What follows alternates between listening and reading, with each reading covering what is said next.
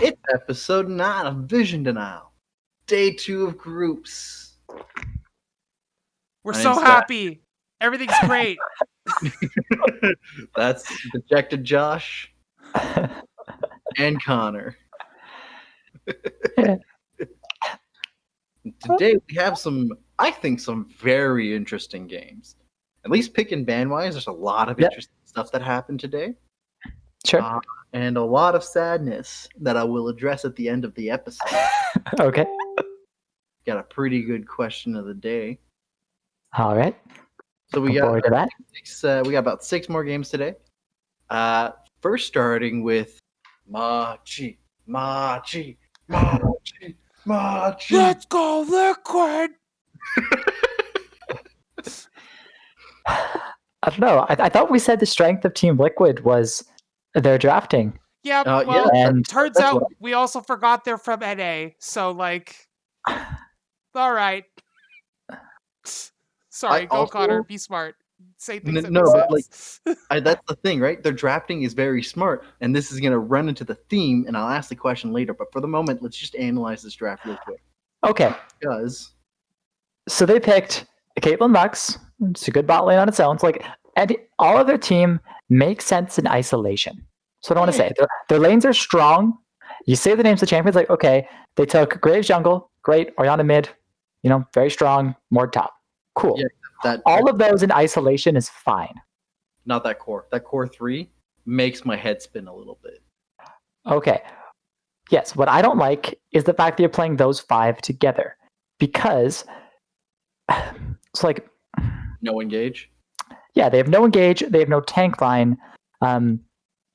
Like the Orianna Graves combo, we did see this a lot, especially in the play-ins. But the reason why we saw this being successful is because they pick Orianna Graves and then like an Ornn and a Nautilus and an Ashe or something would be their team comp.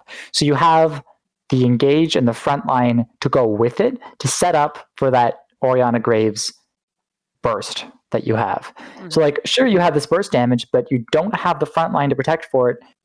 You don't have the CC.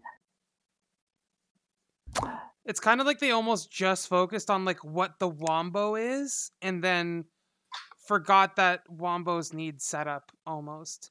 I think it's because of the support bans that were coming from Machi on round 2. Okay. One, I think this is the only time I liked the Volley Bear. Okay. It was a Volley Bear jungle. Yes, do this. This is a really good counter to Graves. I really appreciate this. This is the thematically good counter comp-wise. Not one-to-one.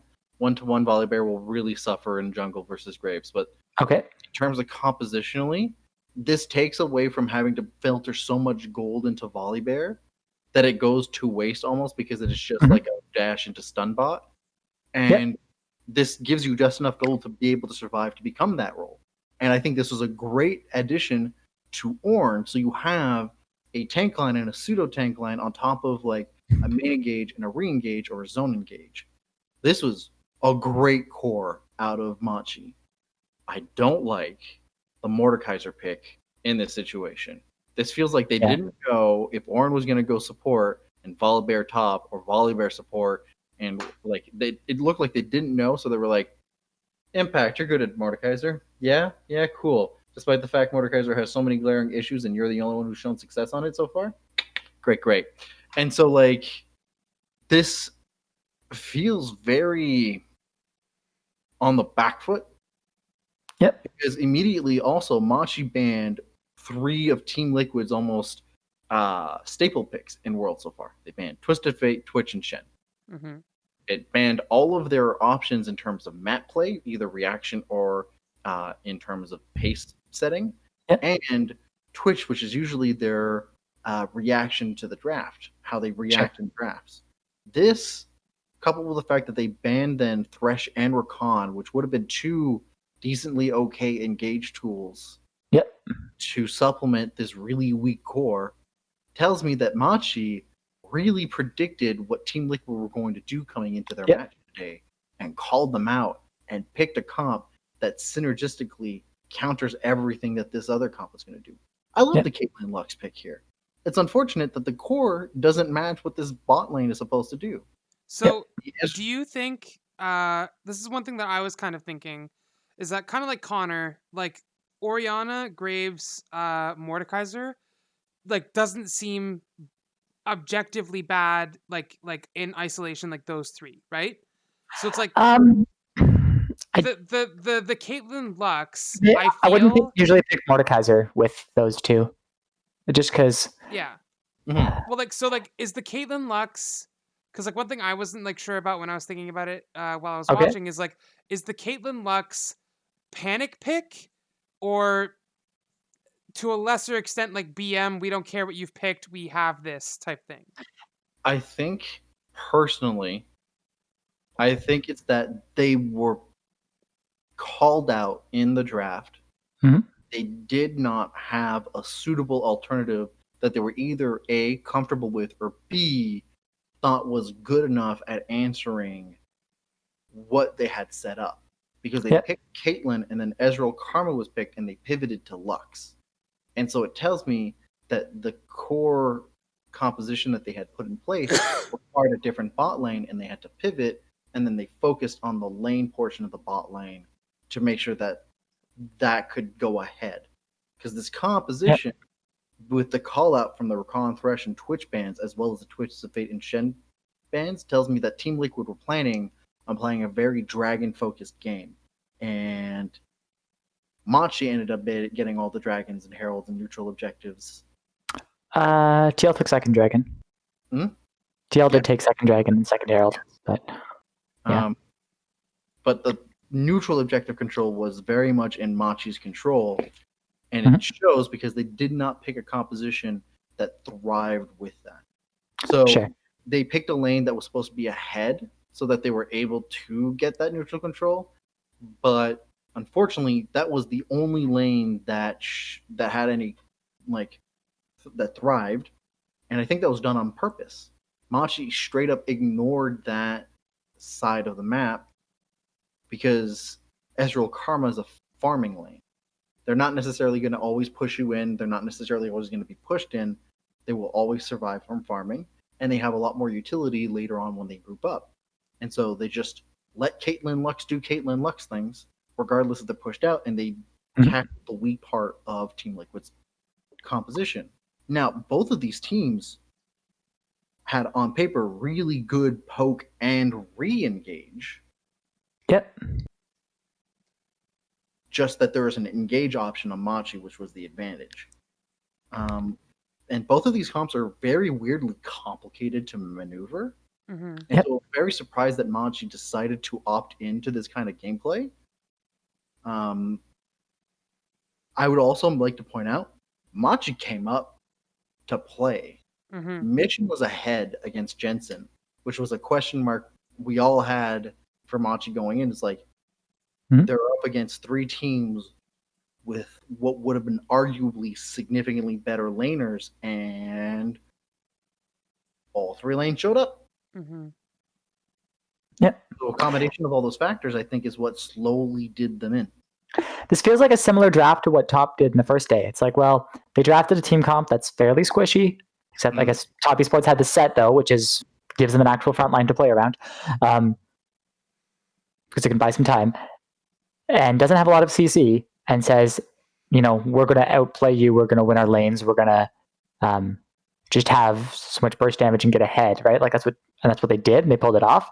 It feels like the opposite. We're like, well, you're not stronger than your opponent, and it's like, or you assume you're stronger potentially in this instance. Yeah. Which is, I'm really hoping they're not, because like they're not thinking that. I mean, because like I think that's very. It's very stupid to think that. You can play with no tanks. Like, don't get me wrong, but if you're gonna play with no tanks, if I'm seeing like make up a team comp, like okay, Ashe, Morgana, whatever, Oriana, like, or Syndra, you know what I mean? Like, and then like a whatever, a Lilia and a Camille or something, right? Like, yeah, that's squishy. It has, what it does is it has enough CC. It has the disengage potential to say, okay, we're not just going to get bursted out. We're going to be able to to kite back and to get our damage off and to not just get forced into fights. Like we can retreat away from your tank line with, like Ash and Camille and buy ourselves time to get our damage off. Right? This Team Liquid comp, yeah, they have a Lux Q. They had a QSS and a Mikhail's to instantly counter that. Just for smarts, they said, okay, now we can't get comboed into a Caitlyn trap, which is the only other CC really. Right? We can just run at you, and you don't have any ways of blocking us from just running at you even. So, like, do you think it would have been better? Because, like, I'm thinking, like, the Jhin might fit better in this comp, but I don't know. It would have made zero difference. It makes zero difference? It would have made zero difference. What is the it's not enough. problem? It's the difference here is now you have 0 sustained damage. You now only have burst damage. Yep. Literally, I could have said you could have picked. Yeah, not really. Not much in terms. Jhin follows up the same way Caitlyn follows up, right? Like it's not a primary engage. No, but like you could peg someone with like the tail of a Lux E, and then Jhin can get them. Caitlyn traps don't do the same thing. Caitlyn traps, the person needs to sit there for a second, and then the trap opens. That's how that combo usually works. It literally comes down to the same interaction at the end of the day. Yeah, it's not a huge difference. That is a pretty huge difference though, because like the trap literally takes 0.5 seconds to open. So like it's very different. Whereas like the W for the Jhin just comes right out and flicks the person and stuns them. So they just need to be they just need to be hit by anything. You know the first blood that happened at Team Liquid against Machi? Uh-huh. That was literally the interaction of the Lux binding into trap. Yep. I'm not saying that the combo of Lux Caitlyn isn't good. I know what it does. I know why it's there. I'm just thinking like in terms of like team comps, I'm just wondering if like Jhin or Senna or something with like CC other than traps would have been better. I mean, I don't necessarily know, because the issue is that a lot of the ADCs that do have crowd control are usually secondary. And if you picked Ashe here, I would have been tilted off the face of the earth. Well, they banned Ashe first round of bans anyway. Yeah, they banned it too. So like the options in terms of all the ADCs that were available, I think would have resulted in the same situation. Yeah. But so they decided to pick the one that had the most sustained damage, so that they avoided doing anything burst related. Because if you pick the Senna, or the Jhin, you end up with burst options. And if you want like the combo burst sustained damage, you pick Misfortune. But the issue with that is that it does not have the same clear scaling option that Caitlyn would. So they seem like they were picking in the option of like, cool, our main idea is gone, we're going to farm to late. Right. It has the same problem of like, you get hit by an Ornn ult, what do? Right? Like, and then they jump in. It's like, your only option, since you don't really have like the disengage options really, is to try to burst down the Ornn with your burst damage, which I guess especially... Right? Like, yeah. I don't know any really good options in terms of like what would have been a good marksman here. They have quite a bit. They had Graves as AD. I imagine if they picked like an AP option, like a Swain, that probably would have been good. But I don't think Team Liquid is planned for that. I doubt it. Yeah. Yeah. Hi. Maybe. But anyway. Yep. Anything else for that? No, I think that's it. I'm just sad. Also, farming in this game is great. The farm numbers in this game are nutty. Yeah. 418 on mission. That's pretty great. I think it was like 13 CS per minute almost. Yeah, that's nutty, Professor. He would clear the wave, clear the Raptor camp, clear the next wave, clear the Wolf camp, go get a Scuttle Crab, we'll get back to the next wave. Like, clear mid and then clear mid, run top, grab that wave, run back. Well, yeah, the two of them just took all three waves. Let's move on to my personal next disappointing match of the day. G2 versus Suning. No. So How G2 versus Suning. Pardon? I have this as like my game of the day. This game was. I'm not saying it was a bad. Like, I'm disappointed with the final result. Like, the game itself was good, but like the final result makes me sad. I also didn't like this. Yeah. So, we've got G2 on blue, Suning on red. G2's draft is a first pick TF followed by a Graves Volibear. Then we have the comp rounded out with an Ezreal Bard. Suning has a double first pick of Renekton Syndra, followed by a Lee Sin, the fabled tank Lee Sin, and then round out the draft with an Ashe and a Nautilus. Personally, just before you guys jump in, I think these drafts are both pretty good. I'm not going to really pick on anything on any of these drafts, at least for me, as someone who doesn't know too much about draft. I still think that these are pretty okay. I gotta say, wouldn't say you're wrong. This day convinced me of the Volibear as a counter to Renekton. That's it. I was thinking about that during the Gen.G game. I was like, when will Seb? But that's it. If I see Volibear picked into anything else other than the Renekton, I'm going to have a conniption. Because it's not convinced me that it's a good counter to Camille. It's done quite opposite, actually. Honestly, I think Camille's a counter to it. If so frank. Well, I did say don't pick it into Camille. I think my comment was, hey, people seem to be picking it into Renekton to match the early game power of the Renekton and prevent the Renekton from doing what it usually does, which is just outfight people levels 1 to 5 and get snowball leads off of that, right? The issue is I don't think the Renekton navigates team fights later in as much as Renekton does. I think that's just my one big takeaway, but that could be a stylistic thing from seeing so many regions play Renekton differently and only one Volibear. Otherwise, these two comps are fairly good. I like what both of them are trying to pull off. I think the ban strategies were fairly solid on both sides as well. I will say, how the fuck do you lose a 5v5, 5-0 with a Baron and an Elder Dragon at the base when they have both turrets disabled? Please tell me, G2. You didn't deserve to win this game. Neither of these teams deserved to win this game. This game was quite disastrous. A lot of fun to watch. It's a lot of fun to watch.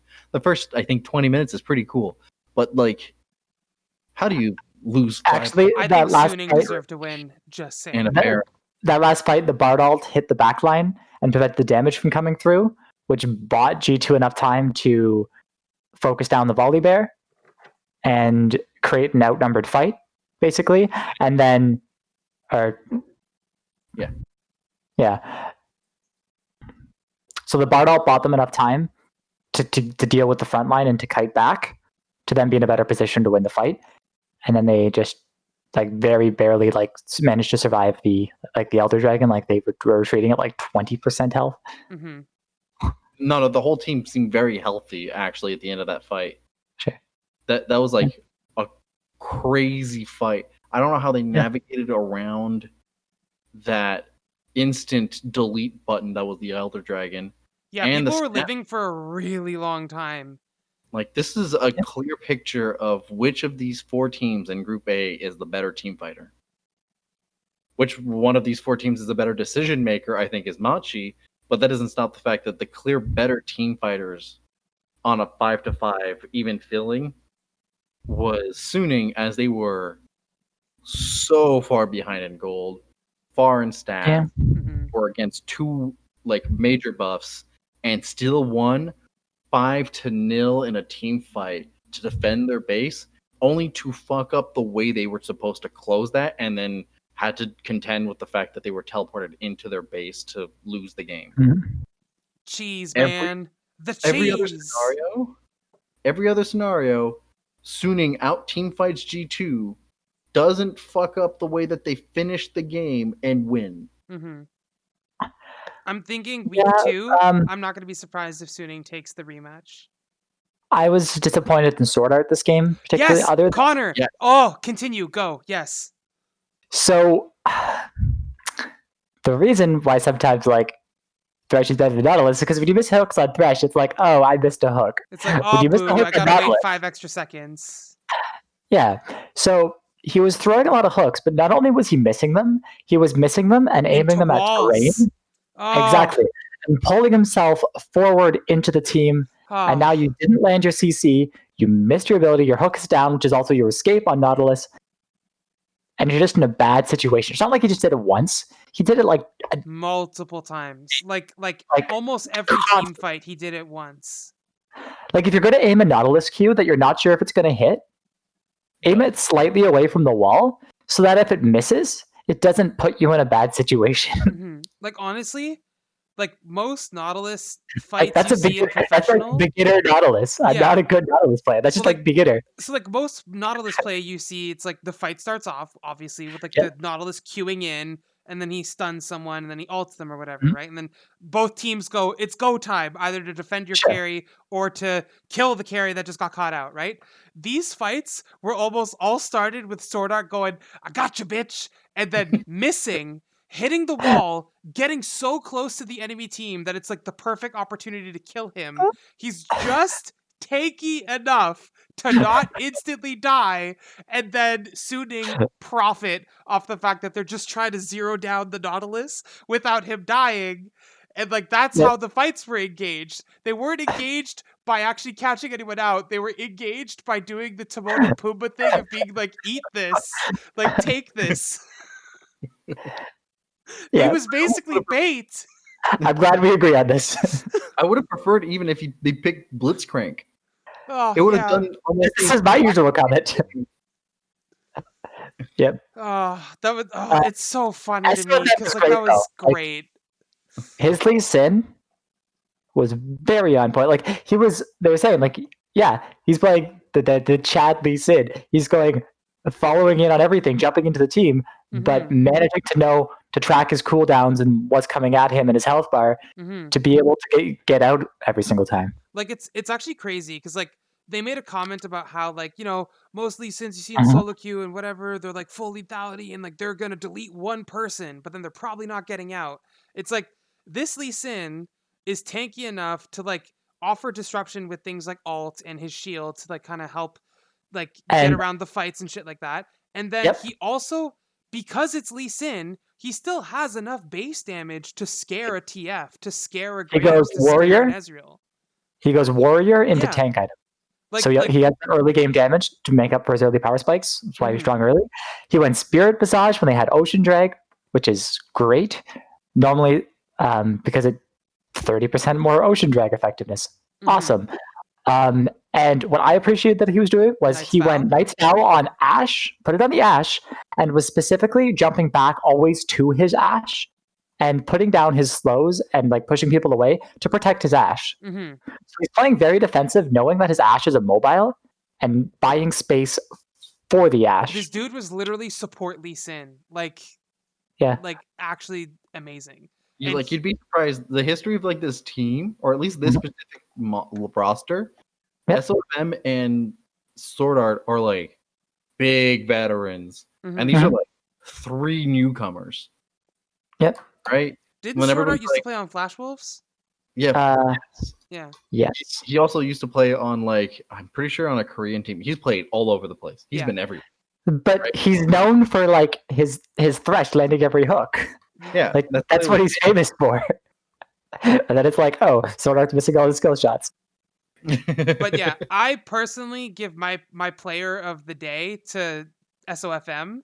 Because okay. I'm just really impressed with like Tank Lee Sin, right? Because like I don't know, like I didn't watch a ton of LPL, and most of the LPL stuff that I was watching was mostly LGD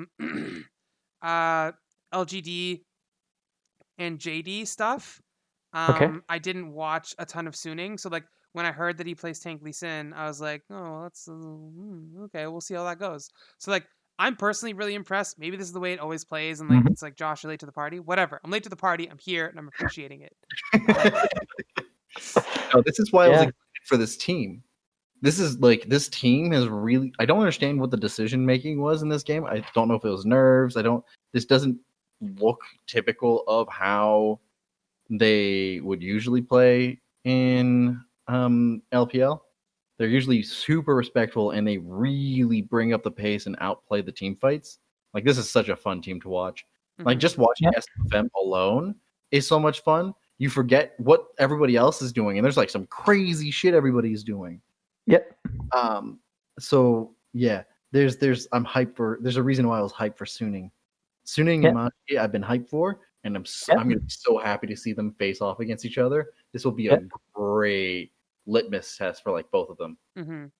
Sure. And I'm still gonna be very adamant on the point where it's like, I think, like maybe like Seb said, maybe it's stage nerves or something like that. I don't know, but like I really am confident to say that I think Suning is gonna take the rematch against G2 next week. Okay, we'll make note of that. That statement. We should probably get moving a little bit faster then. Yeah.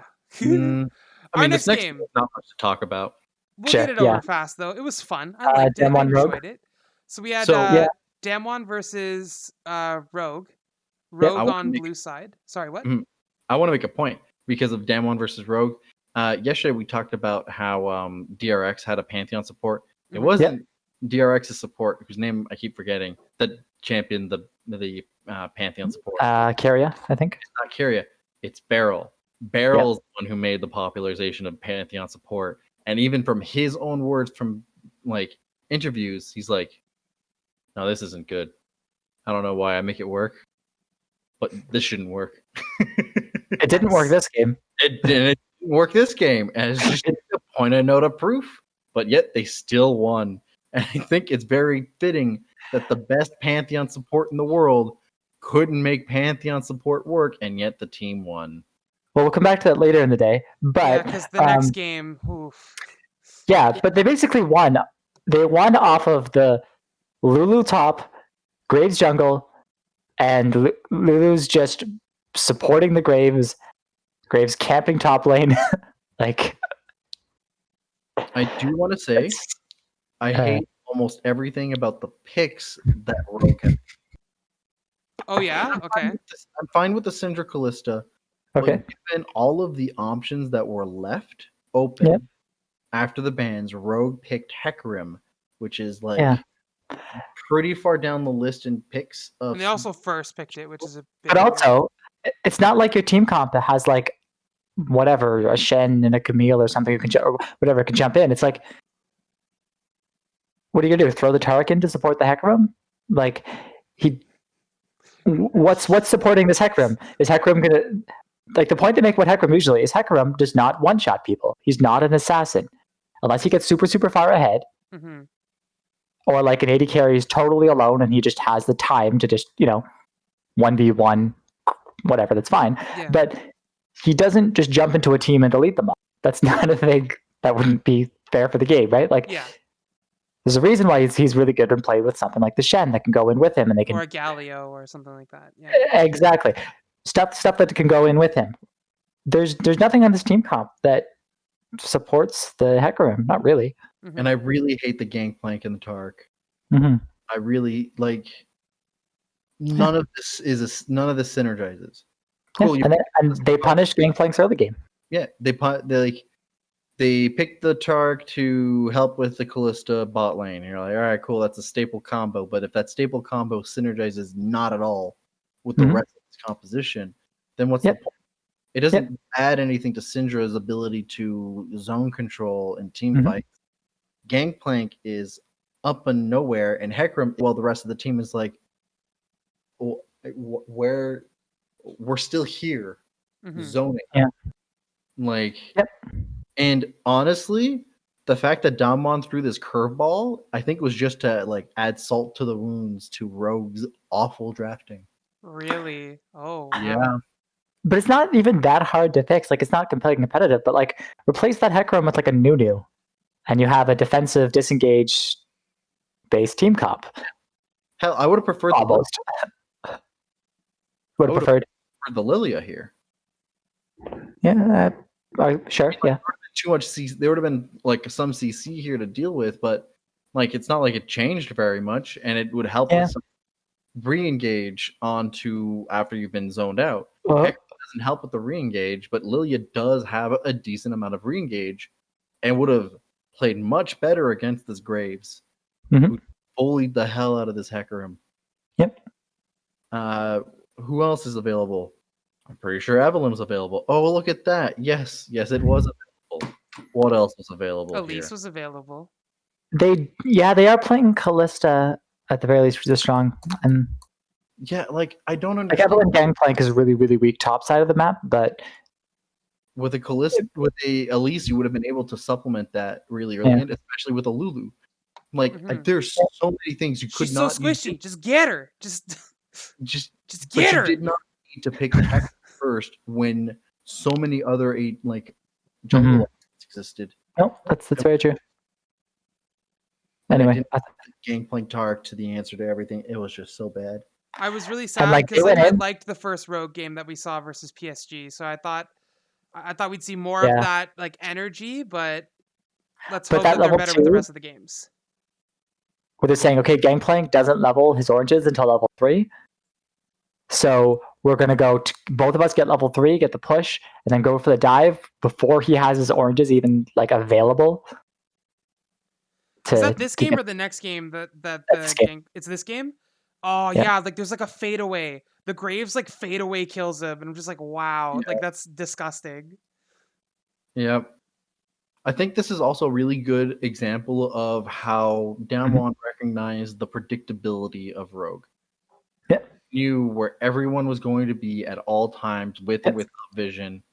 And this is the thing that I was worried was going to happen to Rogue. They were going to be outdrafted because they're really predictable in their drafting. They were going to be outplayed on the map because they're very predictable in their map play. And there was nothing they were going to be able to do about it. And lo and behold, Damwon, who's like 3 cuts and a half above them, just decided, hey, we're just going to cut you down even more and show you for what your colors really are. And you're like, well, all right. Yeah. So, Damwon wins. Congrats, Damwon. Doing good. 2-0. Moving on to the next game. Another sad game for me, personally. We've got PSG versus JD. We got PSG on blue side, JD on red. PSG's draft is a first pick Ornn into a Graves Jhin. And then they round out the comp with a Syndra Bard. And then JD's is a double pick of Set Ash with a Silas, followed up by a Pantheon Echo. The amount of flex here from JD from beginning to end. Yes. I'm not just mentioning just the flexing of like your mechanical skill. I'm talking about flexing in the draft also. This is that's my exact point. Quite a spectacle to the point where I was super upset where they all landed. Really? Why is Echo not in the jungle? Yeah, so they specifically said Silas, his Kingslayer only heals off champions, right? Yep. Not jungle monsters. Correct. So he doesn't heal in the jungle. Whereas Echo has great sustain. Is good in the jungle because he guarantees his stun lands. Like, and it's been so long since you've seen Echo Jungle. You know, this it was played. From PSG by Kongyue. That's it. And it was like for 2 games. It's the only time we saw it. And I thought, it's going to make a comeback. It did really well. It shows its great strength. And yet, this game where I thought it was going to happen, I was like, wow, we're going to get like maybe a Pantheon top with a set support, or a Pantheon support and a set top, or like a Silas top and set mid, but Echo's definitely in the jungle. Boom, Echo mid. I'm like, yeah. Are they saying Echo's good into Syndra? Because I mean, it feels like it, in theory, would be pretty good because you just wait till she uses E, and you have like such a shorter cooldown that you can just jump back in while her E is still on cooldown. She goes to ult you, you just ult in return to guarantee she never can one-shot you. That happens at one point this game, does it not? Yeah. Pretty sure. Or is it the last game of the day? Because I know there's an Echo Syndra matchup again later, so I wasn't sure. But Silas would have been able to do a similar kind of pressure in lane against Syndra. Yep. I don't think this was necessary to swap him in unless they've only ever played the combination of Silas, Echo, jungle mid. Yeah. And hey, that was the Unicorns game. Remember we talked about it where he went for the level 1 attack on Silas and just bullied the Syndra? Yeah, we've seen it. It works. Yeah. Um, I hate but that meme. basically, It still makes me upset. even just looking at this, you have one side is 4 ranged and one side is 4 melee. So even forget the champions for a second. Like, whenever you're 4 ranged versus 4 melee, it's either, okay, the ranged champions do well and are able to actually kite back the fight, and then once they get their damage numbers going, you just have a very hard time engaging on them because they're able to just blow up whatever's coming near them. Or the melee champions get ahead, and it's like, okay, with the amount of And mobility they just they keep have, diving on you, and you can't do anything about it. and yeah, you can't keep Silas, Pantheon, Echo set away from you. Mm-hmm. Like, it's just too much. We could just keep jumping on you, right? Like, there's so many abilities to just jump forward. Mhm. I'm also super conflicted whenever I see a team pick Graves jungle and Jhin as the marksman. Okay. Primarily because of how their inherent auto attack kits work. Both of them Okay. are burst options. So you've Sure. got burst, and then Syndra burst. Yep. With So you've no sustained damage. there's not enough sustained damage. I would have Sure. preferred, personally, Misfortune would have probably slotted in here much better. Yeah. Bard is burst, even, technically, if you're counting it. Bard hurts early game, dude. Yeah. And you would have had the sustained damage, but also still had the option to do burst alongside the rest of what this composition holds up. Heck, if you would have picked, what's the next one on the list? Sivir also would have had the ability to have a burst option, but mostly sustain. Right. There's I so don't many. think Sivir's gonna get picked this Worlds. I know you guys are like hoping that Reckless was hovering it. He was hovering it. First game. I don't think it's gonna happen.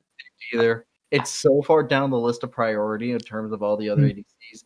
If I see a 10 ban ADC game, maybe. And even then, they'll probably pick Corki first. Before they pick in a Sivir. Yeah, I know.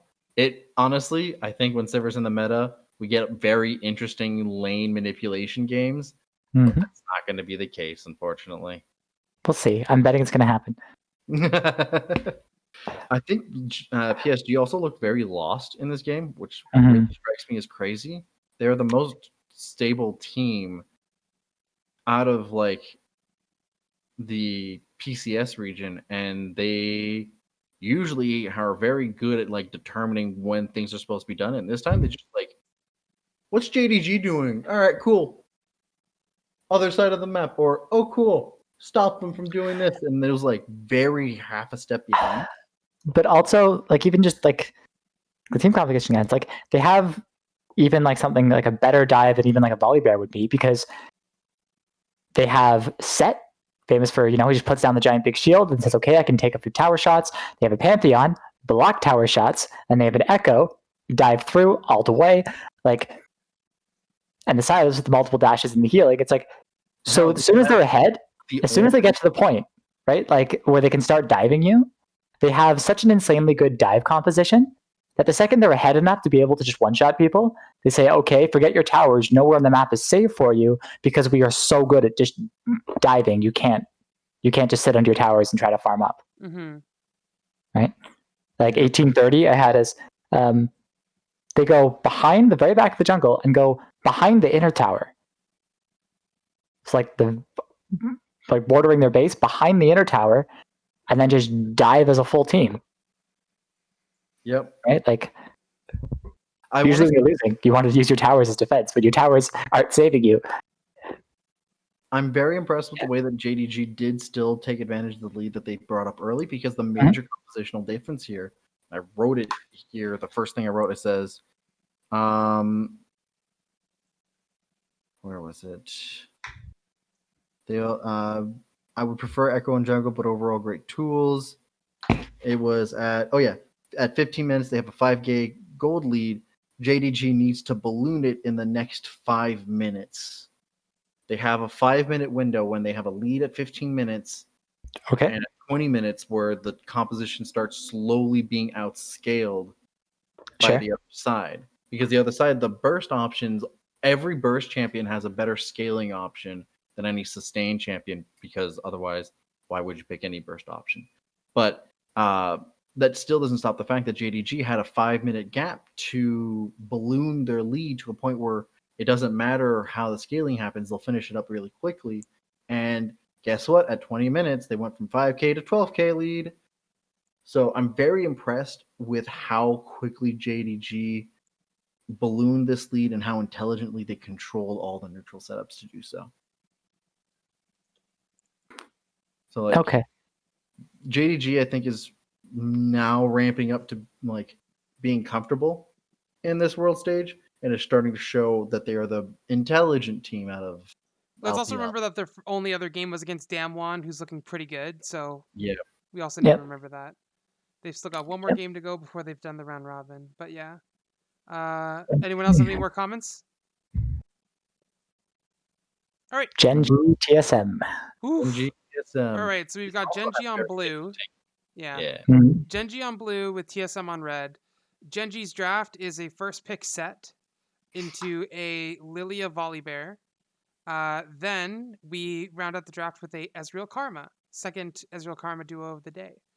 TSM starts their pick off with a Renekton Nidalee, so that's a pretty normal combo for what we've seen in the play-ins and stuff so far. Yep. They round out their first round picks with a Rakan, and then they finish it off with a Senna Zillion. So I Gen.G guess called out. Doublelift's a Senna player now. No, I think they wanted to pick the Twitch. Oh, they got they called did. out. They did. I do not think. I still don't think Doublelift does good on Senna. Maybe he has a better understanding mechanically of it now because before it was definitely garbage. But like, I don't think Senna's a Doublelift champ still. And now that it's not as important in the meta, because like I think there's a couple things that you can pick over it. Yeah. I think it's funny that they keep picking it. Why didn't they pick the Misfortune Or the or Gen. Caitlyn? Oh no, Caitlyn was banned first thing. Yeah. No, like I think Gen.G specifically with their bans, Mhm. like the first game of the day, called out TSM on what they knew they were going to be drafting for. They Yep. picked out the Caitlyn Twisted Fate Ornn. They picked out a sustain, a burst engage, and a super engage. And TSM was left with, we're going to pick Renekton Nidalee. On paper, that's fine. Mhm. And then Rakan. I'm like, all right, this is cool. This 3-person combo is much better than what Team Liquid did earlier in the day. Sure. Cool. It's better. It's not like really helpful to the fact that they straight up destroyed 2 parts of your combo with the Lilia Volibear immediately answered from it. And then they banned your Twitch and Syndra, which would have been your options for your bot and mid to round out this composition in any way that would have been sustainable. And TSM's like, what do we pick first? What do we pick first? Senna's okay, I guess. So what I love about this is Gen.G specifically figured out like how TSM comms work and they played against it. So you're looking at it, it's so Zillion wants to like control zones with his bombs and he has the speed to get in and out and be like near his team to save, right? So you like a zone control with the bombs, same like literally throwing spears in the direction you have a poke, right? And then you have the Senna, same thing as like throwing out the damage ahead of you. Like they play really good, just like, okay, you're in a line here, I'm in a line here. We're just staring each other down. We can throw damage at you. We can retreat away, right? They don't have like a tank line per se, but it's almost fine here because they have the healing, they have the Zillion ult, they have the disengage options. Fine, front to back. But what they don't have is the ability, as soon as they get split up. So the Volibear was constantly on like the opposite side of the Dragon Pit and away from them, threatening the backline by just saying, hey, I'm threatening to flank you. One time they even had like, 3 people over here, the Ezreal's over a wall, just throwing Qs out from a different direction on this side. So like we're on 3 different sides of you. So you don't know which direction, right? You have to cover. And if you try to collapse on the Volibear, well, he just moves speed bonus, ults away if he needs to, right? Ezreal can run away, Karma can run away easily. Like they know they're Set has essentially 2 health bars. Like, exactly. They know they're able to disengage if need be if TSM tries to collapse on the flank, which is usually the weakness of trying to flank. So to say, okay, we're going to stay split up and threaten you from multiple sides, because we can then, we can get to the Senna, we can get to the, right? We can get to the Zillion. And as soon as you get to the Senna and the Zillion, well, you win. Right? So I just really love how they played all those flanks. I do gotta say, this is a great showing out of TSM on how to play when you're behind at the 0-minute mark. This entire composition is weak as heck. It is. Sure. Got no synergy with each other. It never outscales the enemy team, ever. And it specifically requires you to win at the 0-minute mark. And TSM was like, cool, we got a pretty shitty composition to work with at 0 minutes, and yet did miracles. Spica is doing a very good job. I'm surprised. I'm going to say I was almost convinced for an insy-bitsy minute, because at 18 minutes, they had a 2K lead for 4 minutes straight, from 14 minutes to 18 minutes, with no ballooning, despite the fact that they were ahead in every other aspect, and were still going to be outscaling, and I should have seen them at the 18-minute mark, at least, had it ballooned to much bigger, at least 2 more K gold, right? Yep. And by the time that they finally got a gold lead that was ballooning, they won the game. So TSM straight up was holding their own behind at minute 0 for almost 20 minutes straight. This, I think, speaks volumes to the macro and micro play skills that this team has. I'm praising TSM. I'm sick. But it's okay. You have a trash can next to you, right? It's fine. I've got a cup. But this doesn't stop the fact that, like, against Gen.G, who is by far the second best team out of Korea, despite their showing yesterday, they, I think, outplayed them macro-wise for a while. Behind. And that's incredible. Unfortunately, whoever the combination of people decided this draft needs to have a fire lit in their ass to remember not to have this happen ever again, and probably have more variety in their preparations for the games in the next. Yeah, it also just feels like, hey, Doublelift, what are you comfortable on? Senna? Cool. Bergson, what do you like? Zillion? Cool. Spica, what's your favorite? Italy? Cool. Firefrost. Well, I like playing Rakan. That's fun. Like, it's just more of a, right? This is stuff we enjoy playing more so than this all works together. Yeah, this is what I think is Gen.G straight up called them out. And they called them out in the bans and the way that they picked. And TSM did not prepare enough variety of possibilities to, adjust to it. I'm also surprised that they didn't try to play the map a bit more with 3 TPs. I'm surprised that they didn't try to play the map a bit more with 3 TPs. They played it quite well. I think it's just because they were limited by their composition. This is why I'm saying it's a miracle how much they did play the map, given the fact that they were literally behind at minute 0. True. Sure. Yep. Well, any fans can keep sobbing. We're 0-3. But it's time to move to the last game, unless Connor has something else to add. No, it's good. No? Okay, cool. I wasn't sure if you needed to add something. Last game of the day. LGD versus Fnatic. LGD on blue side got first pick Ornn, followed up by a Kindred Echo, then ended their draft with a MF, yay for Seb, and Nautilus. Fnatic had their draft go Graves, Syndra, Thresh, and then rounded out their draft with a Jhin set. Discuss. And right here, this is why I keep saying, why don't people pick Misfortune more often? Yep. And they pick stuff that works with it. Wow. Hey, look, you got great engage options and an MF. Holy and we saw that. It works. And sustain options. It helps with anything that, would usually be, again, why the fuck did they pick a Graves Jin combo? Mm-hmm.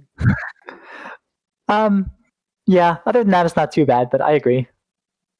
I mean, like, there's a lot of things to like about what Fnatic had picked as a composition. I think, unfortunately, LGD called them out. This is today. Mm-hmm. They called them out in the bans. Right, they picked banned Evelyn, Lucian, Shen, recognizing that these are 3 picks that like European teams very much rely upon on a regular basis. Sure. Fnatic, for some ungodly reason, let Ornn go through, and they banned Leona. I don't know why. They banned Twisted Fate when they could have just answer picked it instead of doing Graves Syndra. I just so many questions about the ban Like, is decision. Graves that much of a priority pick? I feel like it's just a good pick. I don't think it's that high priority. Right. I think it's because of the way that AP junglers have now been interacted with. Mm-hmm. I don't think AP junglers are as strong except for the Nidalee. Mm-hmm. And I think that they were just expecting Peanut not to pick Nidalee, which is why there's only one jungle ban here, and it's from LGD, and that's the Evelyn. Mm-hmm. Yep. But we said, That Kindred, okay, man, holy shit. his best champion's Kindred. You're playing Kindred into a comp that is just burst damage. Yep. Right? There's so literally no way to get anyone out of this alt except if Set takes them. And like or thresh play, technically. Thresh but play, like, it moves so minimum though. I know, exactly. So sure, you have the set alt, which I guess is good into it. But yeah, so they're playing Echo, who it's okay. There's a Syndra alt coming at me. You've burst. I can just jump away from it. Ornn, tank is champion of the game. Kindred has the alt. The Kindred was specifically making sure to get the Misfortune included in the alt. Kindred was staying near Misfortune and being like, okay, get in this alt so that you don't get bursted as well. And then Nautilus, who's just going to build Stone Plate and has a shield as well. Mm-hmm. So again, hard to burst. So their entire team comp it's like is hard to kill. Yeah. Into pure burst. I think this is a genius composition by LGD. Yep. Like, I think there's an interaction here that I want to point out real quick. Mm-hmm. The second round ban that LGD put through, when I first noticed the ban from it, I was like, why did they ban Volibear? This is not really anything. And it's because previously Fnatic had banned Renekton. Okay. And they had picked the Ornn. And so they just wanted to avoid any interactions of Ornn being delayed in the composition. I still think this is still not like a great ban, but I think it's because they were recognizing and probably expecting the top lane pick to be something that they're trying to answer into the Ornn to delay the Ornn's ability to, help out with the teams during mid-game fights to help build up the items, and which is why I think they picked out the set, but the set confuses me more. I have, what is it, 1, 2, 3, 4? I have 7 question marks here. Like, it's not like we have 80, Thresh, and then Syndra. You have an Ornn. Ornn's literally just going to be like, all right, cool. That's what they said. Yeah, I build armor. Syndra's not going to bother trying to one-shot me, because I could also just go Abyssal into 5 armor items, let's say. And still live with plenty of health. Well, an Abyssal gives you 100 magic resist when it's one upgraded. It's pretty nutty. So I don't understand. There are so many other options that still exist. They're also their 80 carry pick was, to me, a bit sus as well, because I don't know. Again, you picked a burst 80 carry into a Kindred. Mm-hmm. Why not pick, there's only one 80 carry, I think, that's banned here. Yeah, sorry, 2. Lucian and Ezreal are the only 80 carries that are banned. So, you could have picked the Ashe, the Caitlyn, so many options. Yeah. This is the new trend that I don't want to see ever again. If you have Graves, don't pick Jhin. Straight up. Just literally. Hell, pick Corki bot lane. Pick anything other than Jhin. You need sustainability, right? Pick the Sever. It's probably not going to happen. So my play of the day is the 33 minutes. So they have a Nautilus Assault onto the Jin, and the Jin retreats out as you try to get away from the Nautilus Assault. Mm-hmm. And the second they see that, you basically, I had to watch it at like 1/4 speed to see exactly what had happened. But basically, it's just Nautilus Assault comes down, Misfortune instantly ults, and because the Nautilus Assault is going through the entire team, it hits 4 of them in a row. And Misfortune has enough items into the squishy team comp that basically the whole thing, the Syndra, the Graves, the Jin, I think Thresh was in it too, are just all instantly chunked to like 30% health within the first second of the Misfortune ult. And then Echo just comes through, and right? then Echo jumps in puts the Q, which again hits all of them forward. They're instantly dead. I think the Graves gets away, but like the whole fight is won. It's just like 3 of them are dead right off like that, just off like the first second of the Misfortune ult. It's pretty good. It's pretty good. Pretty solid. I think this is some really good team fighting out of the LGD. Yep. Like a really good understanding of their weaknesses and strengths. And this is by far the cleanest clothes they have out of all of their games so far at Worlds. Mm-hmm. And this was so good. And now they move to 1-1. There's a chance. There's a chance. They're not 4-6. Yeah. Yep. And if you're a TSM fan, you like this too, because if it's you're only 1 win behind second place. If a team was 2-0, now you're right. Why'd you have to ruin it by making TSM feel better? Look. But look here. I would be very happy to see NA teams do very well. However, TSM must die. Please, you must go down below the depths of hell. So, the last point, I forgot to mention my player of the day. I had it as back from the JDG PSG game. Mm-hmm. I had it as is it pronounced LV Mao? How do you say that? Lumao? Lumao. Lumao is how you say it. Okay. Yeah, I had him as the player of the day mostly because we said the Pantheon, it falls off so much. But he made it work. And the reason was he went to every single lane. So he made plays bot lane. He went mid, made a play there. And then he went top lane and then dove in from behind on top lane. So like he had impacted all 3 lanes in the game and got his team leads all over the map by 10 minutes. Mm-hmm. So while the Pantheon's at its most effective, he had made sure he had gone to every single lane and accomplished things, gotten kills in every lane on the map. And then if they're winning every lane, they win the game. Pretty good. But it's that simple. So Seb, do you got any questions of the day for us? I got a 2-part question here. Let's go. Cool.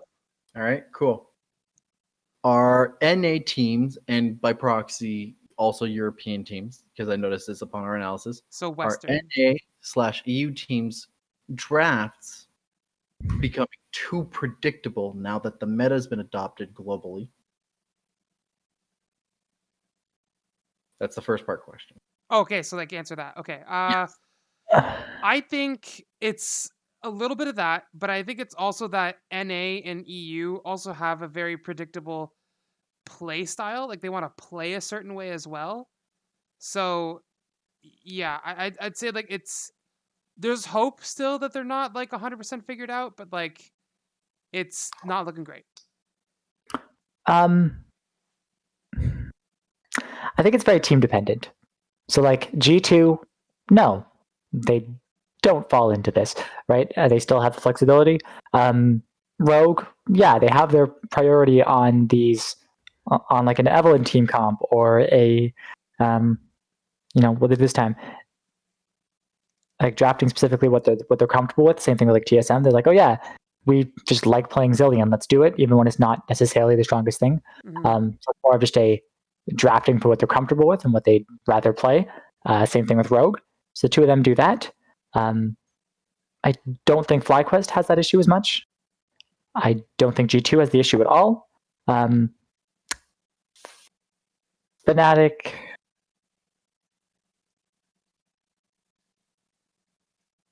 Hard to say, I guess. I think the biggest ones are the biggest offenders of that comment that Seb is trying to ask is Fnatic, TSM, and Liquid. I think those are like the 3 teams that are like the most predictable.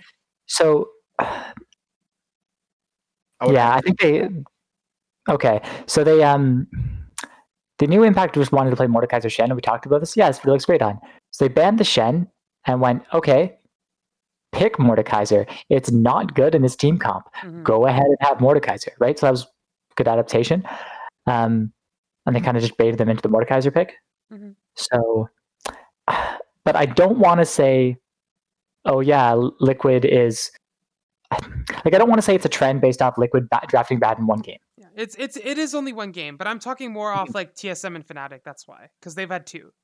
I'm thinking like because it seems like a stylistic thing. Like the NA drafts, Okay. the way that the teams facing the NA teams so far drafted with Mhm. looked like they had predicted a style that all 3 teams worked with. I think FlyQuest is a little different because we saw one game with Top Esports, and Top Esports looked like they were being straight up the. I love this analogy whenever I see a situation like this. The Okay. Harlem Globetrotters beating up a high school basketball team. Mhm. So I don't really want to look at it that much, but like between Team Liquid and TSM, the teams that face them look like they drafted for something that looked like a predictable style out of the region, and the same thing that came out of the European teams, and the 2 exceptions, FlyQuest and G2, for the situation. So my question is, does it look like these regions have come in with a universal predictable style with just like maybe a slight twist between the teams, and these other teams are able to call them out much more? And I'd say results so far, yes. What's your second part? because the second part of the question is, do they have more to show? Or is this a symptom of them trying to keep their cards close to their chest as they figure out what the power structure looks like between the teams? Like, are they trying to hold too close what their quarterfinal picks are going to be before it's needed? Or do they have nothing else prepared? So if they're holding their cards close to their chest, I say they're stupid. I Yeah. I don't think I don't think most teams are good enough to do that. Like, I think it's stupid to think that you can be a team from anywhere except for maybe being the top seed from Korea or China and think you can pull that off. So like, if that's what they're doing, like, it's stupid. I don't know. Go cut Okay, it. let's run through this again. So FlyQuest played one game, the draft was fine. Yeah. Cool. Yeah. Team Liquid played 2 games, the draft was fine the first game. Again, I think it's a 1-game hiccup. If they start doing it again and just like get baited into the Mordekaiser and stuff, crap. Like, I don't want to see that. I'd like to see a game where like enemy team, leaves Mordekaiser open again, and Team Liquid goes, okay, no, let's not do that. Let's take a Malphite, take a Camille, whatever's the better meta pick, right? I'd be glad to see that. TSM, same thing. Like, the champions are fine by themselves. Like, there's nothing wrong with picking Rakan. Just, pick stuff that works, synergizes well together. Like, we've seen Rakan best when combined with, like, hey, this is actually what I said yesterday. It works well off it. Just looking at this team again, they picked Rakan without something that's specifically good at engaging for it. Yep. Like, unless you land a Senna W, but that doesn't count. Like, not really. Like, right? Relying on Rakan as primary engage doesn't really work. We saw why it was so good with the Malphite, right? Like, why does it look like all the teams that are facing up against these, and we're going to exclude G2 and FlyQuest again because G2 are bullshit and like whatever the fuck they want to do, and regardless of what is the meta pick, and then somehow make it work, but like they still do it in a way that allows with limits. And FlyQuest hasn't played enough games for it to like even notice. But with Team Liquid TSM, for the North American teams that are playing against them seem to be drafting their bans in a particular way that seem like to indicate that they have a very solid feed on how that region plays and how the specific teams within that region play. And the same thing with against the European teams, right? When they were playing against Fnatic and Rogue, why was it immediately an Evelyn ban put in, despite the fact that that's not necessarily super good? The plans have showed us that that's not necessarily good, and it just gives me an indication. It gives me an indication that they've gotten a bead on how the region plays and the very small stylistic difference within that region. But it also could be considered like a respect ban to a certain extent, like a bit of both. They're saying, hey, he looked really good on Evelyn. We don't want him to have that. The same way like FlyQuest went, okay, we need to take Syndra because whatever else we do not want to give Knight Syndra kind of thing. Mm-hmm. Yeah. Like that's very much a respect ban. Mm-hmm. Like if someone's banning Zillion against TSM, it's not Zillion is strong, or that is fully just a respect ban. We don't want to see this, right? Why like did they ban Zillion against TSM? Why? Like, that's the thing that I'm thinking about, right? It doesn't look like it's just respect bans. Oh, for sure. But the Zillion wasn't the issue in this game. But in round 1, they made sure to get rid of the Twisted Fate and Ornn and Caitlyn, as if they knew exactly what the stylistic choices of TSM were, not necessarily what the specific respect ban was. Yeah. Liquid's also only played one game, right? Liquid's only played one game so far, yeah. Right, but I'm so trying to look at it like as a trend from the regions. Yeah. It sounds like you're from the opinion that it doesn't look like they have a beat on any trends from that region yet. Let's give it another day or two. Okay. Definitely revisit that. Like I want to see another game from each team kind of thing at least before we can start saying, okay, you may be onto something here. Like I'm not disagreeing with you at all. I think it's definitely something we should keep an eye on. And so revisit in 2 days, see what it looks like on after Tuesday's games, because then after played their first round. Yeah, that seems reasonable. Seems good to me. Yep, and if like I said, if Liquid does the same thing again and just picks Mordekaiser and no front line and doesn't, I'll be like, yeah. If TSM just picks Zillion, Senna, and Italy again, like, yeah, I'll totally agree with you. If Rogue goes Evelyn and loses, like, yeah. Yeah, this is one of those things where I'm trying to see whether or not any particular predictability is coming into play, because that was a notable thing that I had of worry towards the way that G2 played on the map, the way that Rogue played in picks and bans as well as on the map, the way that Team Liquid, just our whole identity was super predictable up until recently. Recently, they've shown a little more variety, just a smidgens more. Not a whole lot more, but a smidgens more enough to like quell it up until recently, when this looked like NA as a whole had like the same kind of being on rules meta, and then the rest of the world adopted the parts that they were like, oh, you got something there. Let's take the things that work and then like really draft around the other stylistic parts that we think don't work, but we can exploit. Well, sure. Again, kind of like what Connor said, we've been talking about this subject, like spinning our wheels a little bit now. It's a little bit early, like Connor said. There is maybe something, like Seb said, so I think we're gonna have to just tune back in like 1 or 2 days just to see the final results of everything, because we've been spinning. For sure. I guess my last thing is I went through. I made a document. I don't know, Josh, if you wanted to show it when you're doing the editing later. Yeah. Just to keep track of the champions. Let me just swap to that. So we are up to 81 unique champions from the, I think it was 75. So only 6 new things from both of our first 2 days. We had an Aurelia ban, for example. It's interesting that, so we do have some flex champions that have been played, but for example, what are my notable things? Okay, Set and Wukong are the only 2 champions that flex in and out of support. Even like the Lulu hasn't been actually played support or anything. 80 carries have flexed to mid lane and nowhere else. So we haven't seen like ADCs top or jungle yet, for example.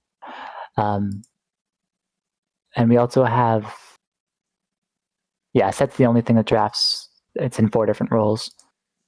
Second is Silas with 3 roles. Everything else is only 2. Cool. So Silas and Set are the only thing that have 3 and 4 roles respectively. Well, here's to hoping that we reach 100. Well, the magic number is 99, right? We're 18. 99 was from last year, so 100 would pass it. Yep. Mhm. And that means there are 6, 10, 13 more days of play left. But yeah, we got time. Yes. Alrighty, Yep. Seb. Want to bring us home? Yeah. Well, let us know. Do you have any worries about how NA and EU are playing so far? How about the way that you think that the Southeast Asian region is doing? Then